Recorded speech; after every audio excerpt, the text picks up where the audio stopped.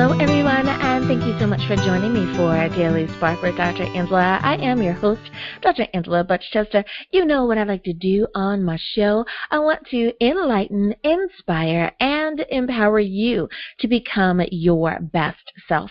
Now, Scripture reminds us that the tongue is a small thing that makes grand speeches, but a tiny spark can set a great forest on fire. And today we want you fired up about my guest, Eve Strongheart, and she has written the book, The Black Sheep, a survivor's story of recovery.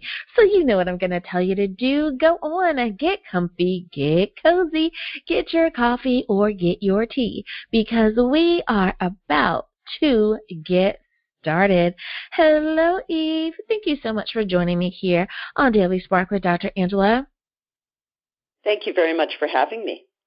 Absolutely. Now, as is tradition here on the show, we always give our authors an opportunity to introduce themselves to perhaps those few folks out there that may be unfamiliar with you or your work. Can you tell us a little bit about what makes you you? Well, Eve Strongheart is a pen name. I'm work in the field of mental health treatment and addiction recovery. I've been doing that for over 35 years. And right now I live on the west coast of Canada. Now, being an author, is that something that you have always wanted to do? Or did you find that life presented the opportunity and you said yes?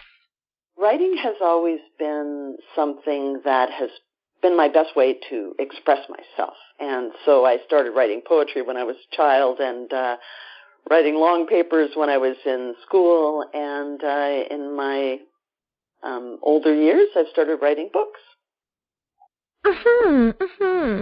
Now, the title of your book, The Black Sheep, a survivor's story of recovery. Why did you feel that this was the proper name for your work? What inspired you to entitle your book? Well, I was definitely the black sheep in my family.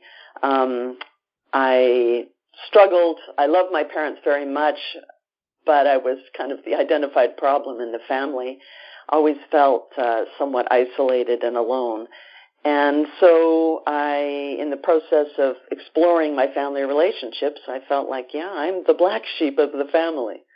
But it is also a story of recovery. I am a survivor and wanted to share my story with others that maybe I could inspire them. I'm sure there are a lot of people out there that can relate to that. There's something that just kind of makes you a little different than everyone else.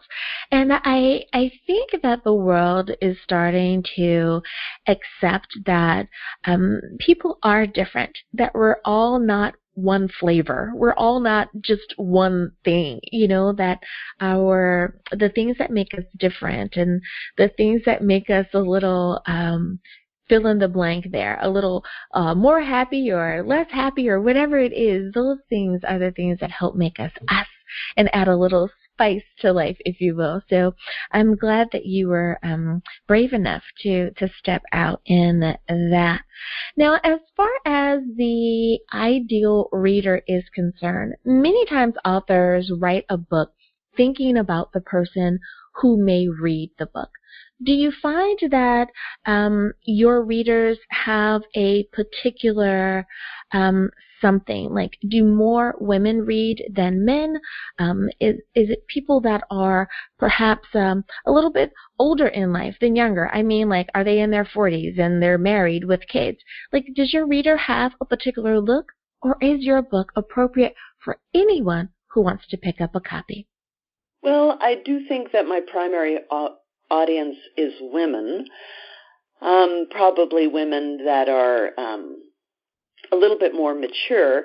However, I have had some men read my book and very much identify with it as well. So I would say a mature adult audience is my primary audience. I found that I asked that question because for so many of the authors that I have on, sure, the book is appropriate for someone as young as middle school, but for many of the other books, having that life experience really helps you to relate to the book, or it addresses a particular thing that you may be going through. So thank you so much for helping us understand who's the ideal reader. Now, when it comes to being a survivor, and that was something that you mentioned, what does it mean to be a survivor for you? Like, I'm a breast cancer survivor, and I know what my definition is, but what do you mean by that? Well, that's a great question. I had to survive many things. I experienced sexual abuse at a very young age, and then again as when I was a teenager. And I also struggled with suicidal impulses for much of my young life.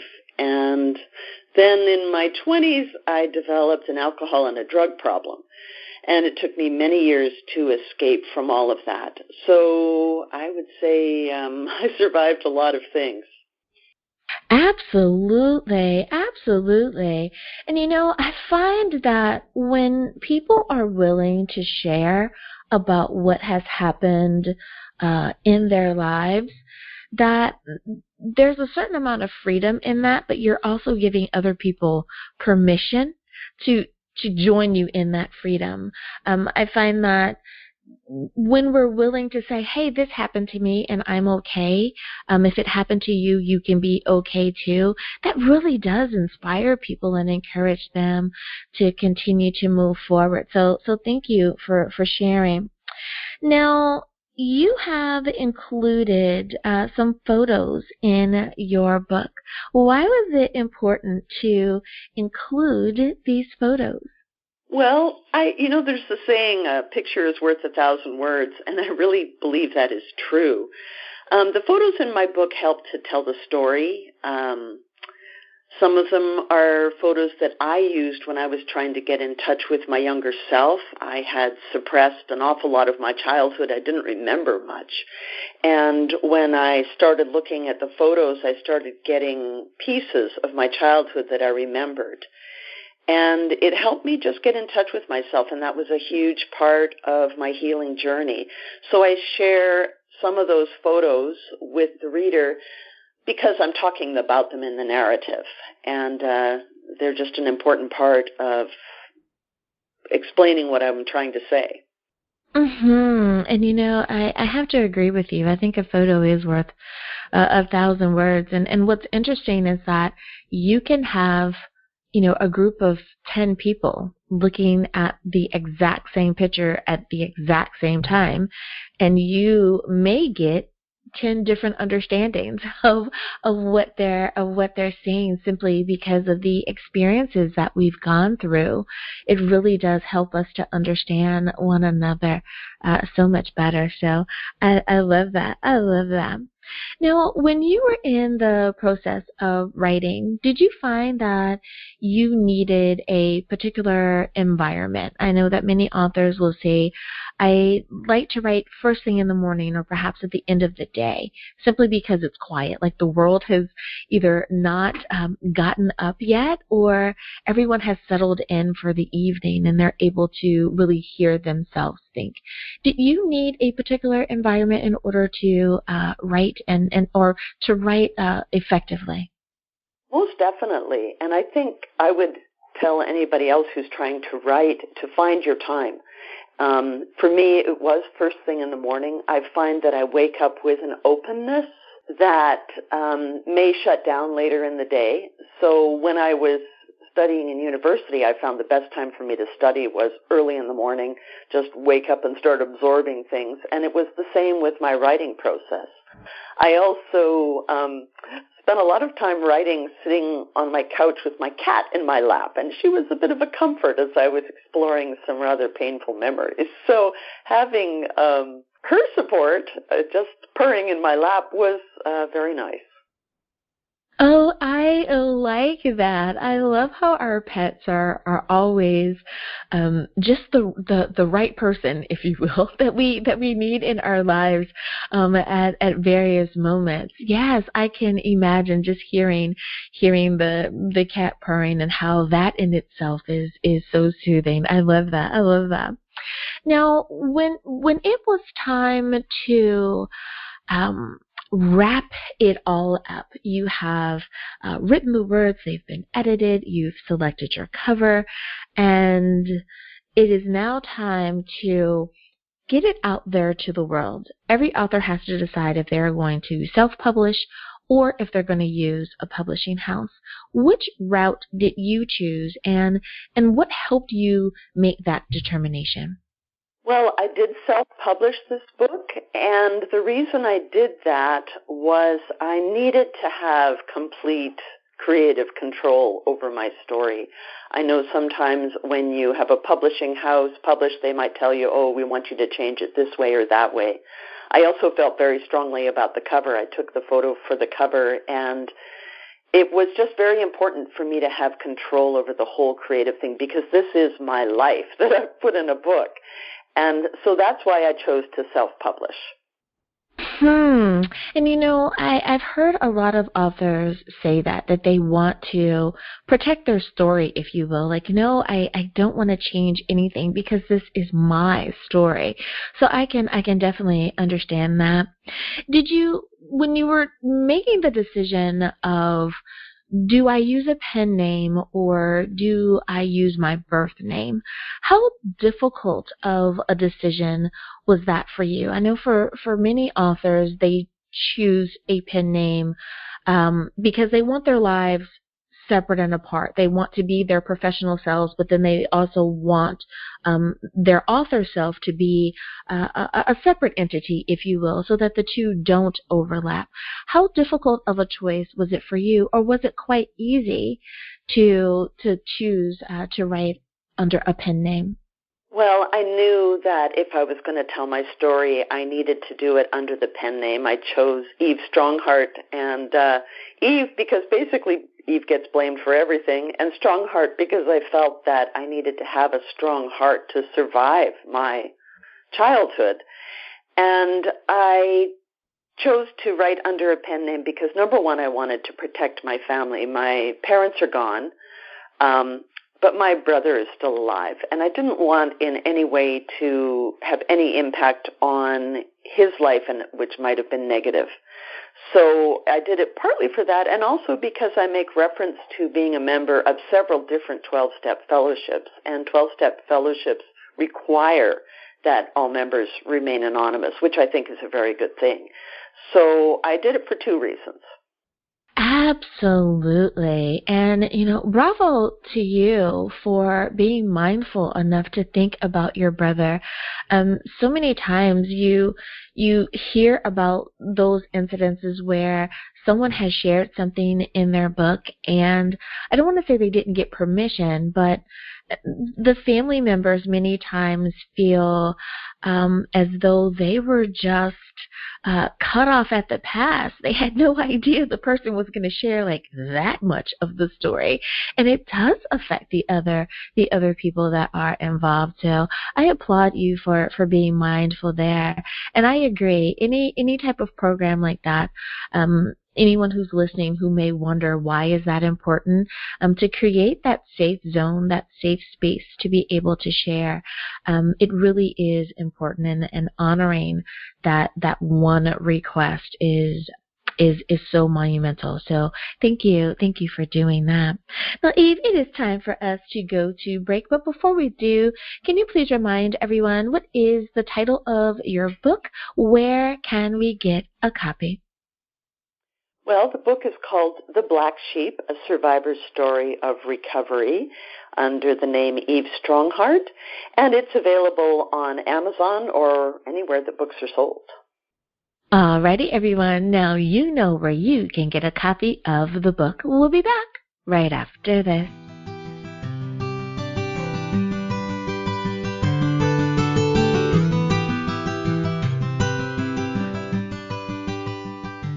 And we are back. Thank you so much for joining me for Daily Spark with Dr. Angela. I am your host, Dr. Angela Butchester.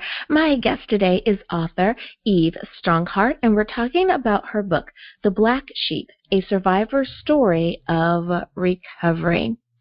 Now, my next question for you, Eve, is how has writing this book impacted you? I know that you kind of touched on it a little bit earlier with your cat being that support team member while you were sharing some of the more difficult portions, let's say, to write. But how has it impacted you overall? Well, writing this book has been very therapeutic for me. It's been very healing. It's helped me make peace with my past at a deeper level. I started out wanting to understand my life and my family and what had happened. And I really did come to a deeper level of love and peace. I believe everybody in my family did the very best they could at the time, even if their best was very limited. And I found that after writing this book, what's left is only love in my heart for my parents. And that is a gift in itself.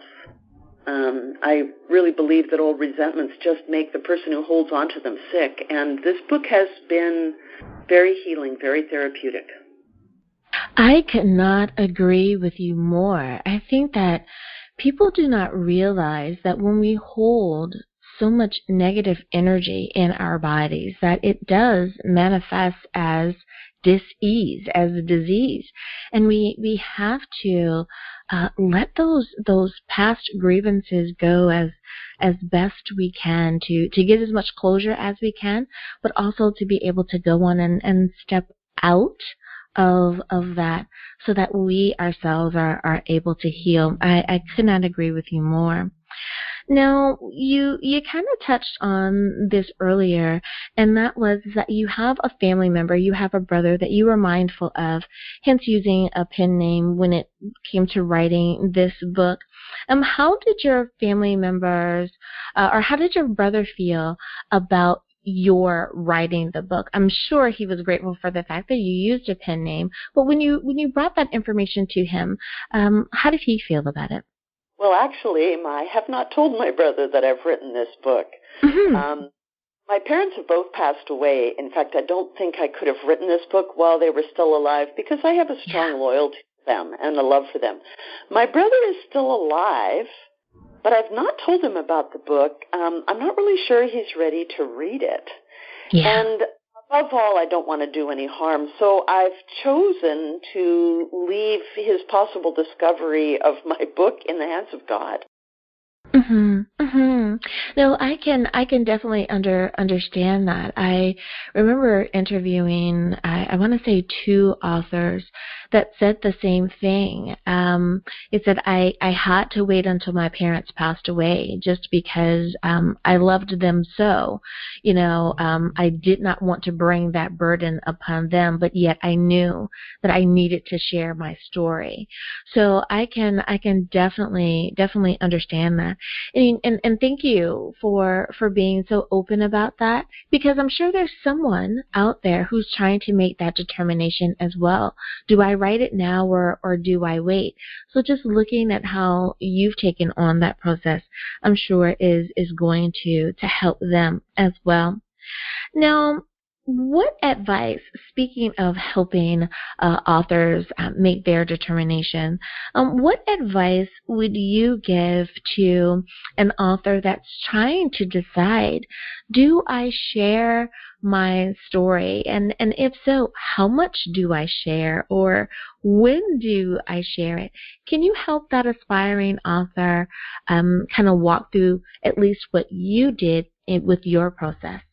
Well, yeah, I think those are important questions to consider, and I did not put everything in my book. I held some things back. I did share an awful lot that's very vulnerable, but there were a few things I held back, and the things I held back were, number one, things that might have been embarrassing for my brother, and I just didn't want to hurt him. And even though I published under a pen name, I just thought there's always the chance he will read this book. So I always kept that in mind. Ultimately, even though we're quite distant with each other, I love him. I'd like the distance to be repaired. So I chose that. I also thought, okay, if for some reason my anonymity was broken, I need to only put things in this book that I could live with having them be out there. So that was the other factor. Mm-hmm. When we have these types of discussions, I always get comments from my aspiring authors out there that say that they are so grateful for the authors sharing. So thank you, Eve, for being forthcoming with that. And if anyone else has questions or you were wondering about that process, I think that she has definitely helped to clear that up. Now, for so many people, they have already purchased a copy of your book, and they may identify with a lot that you share. What advice would you give to the people who identify with your book when it comes to being strong and moving forward along their life's path? Well, the first thing I would tell anyone is that recovery takes time and a significant investment of energy. It's a journey more than a destination. I don't know if I will ever be recovered. I will always be recovering. The most important step for me was to find people who supported me. In the beginning, I found my support in 12-step fellowships. I started out with adult children of alcoholic and other dysfunctional families, ACOA. And when I first went there, I truly believed that I had a perfect family, and I didn't know why I was so messed up. And that group was able to gently, on my own time frame, start to see some of the trauma that I'd experienced and suppressed and internalized and blamed myself for. So I really needed to not do it alone. And I think that's what, and then I moved on to 12-step fellowships that helped with addiction. And I just couldn't have recovered without the support of caring people. And unfortunately for me, I didn't have that support in my family, so I had to go outside of my family to find it. As I talk to more and more clients, when I have my therapist hat on, I find that many people are saying the same thing. I just don't have that support team within my family, and I do have to go outside of that group to find those people that are going to be there. When it comes to making up a proper support team, have you found that in your own personal experience and just your observation of life, is there a proper way to create a support team? Is there the perfect person, or does it really depend on each individual, each situation? Well, I would say it takes a village rather than one person. I think one mistake some people might make is putting too much on one other human being. So I learned quickly that I needed to rely on a group of people rather than one person. And I had to learn to trust, to find out who those people were that would support me. I had to learn to give a little bit of trust and see what somebody does with it. My first impulse was to tell people way too much too quickly, and then sometimes they'd go, ah, and I would feel hurt when they withdrew. And so I had to learn to see who is ready, who is available for supporting me, and I always tried to make them reciprocal relationships where we supported each other. And to just find out who the trustworthy people are by trusting them with a little, see what they do with it. I could not agree with you more, Eve. It is so important that we do not do that. People need information in bite-sized pieces.